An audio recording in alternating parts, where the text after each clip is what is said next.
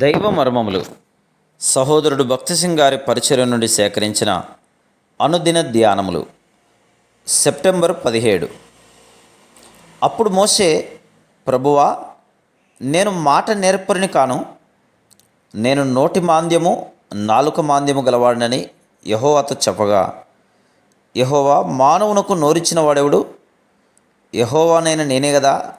కాబట్టి వెళ్ళుము, నేను నీ నోటికి తోడయుండి నీవు ఏమి పలకవలసింది నీకు బోధించదనని అతనితో చెప్పెను.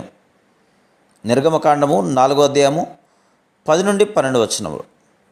ప్రభువు నన్ను ఏర్పరచుకొనుట నాకెంతో ఆశ్చర్యంగాను ఘనమైనదిగాను తోచుచున్నందున నా స్వంత అనుభవమును చెప్పగొరుచున్నాను. ప్రభువు వారిని పిలిచినప్పుడు ఎవరైనా వినుటలో తప్పిపోదురేమో అని మనతో మాట్లాడుటకు ప్రభు ఎట్టి సాధారణ పద్ధతులను ఉపయోగించినో వారు కూడా గుర్తించినట్లు నా సాక్ష్యం చెప్పుకోరుచున్నాను.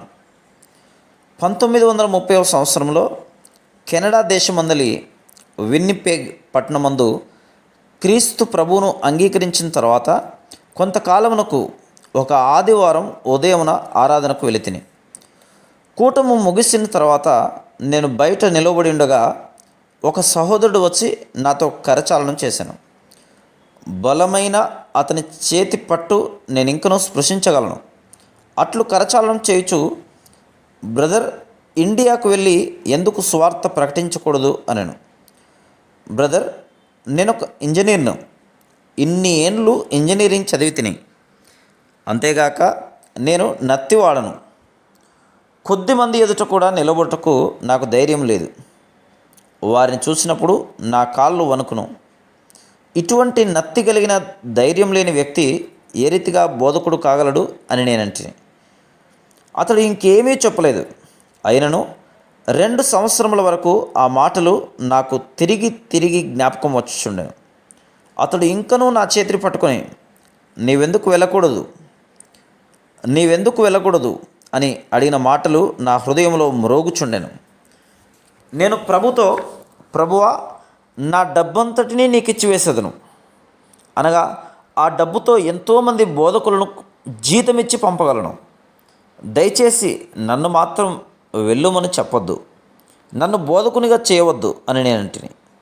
అయితే దేవుడు, నీ డబ్బు నాకు అక్కర్లేదు, నీవే నాకు కావాలి అనెను. 2 సంవత్సరముల పాటు ఇవే మాటలు తిరిగి తిరిగి నా ఎదుకు వచ్చెను. మనలను ఆయన ఎందుకు ఈ రీతిగా ఏర్పరచుకొనుచున్నాడన్నది ఒక మర్మమే.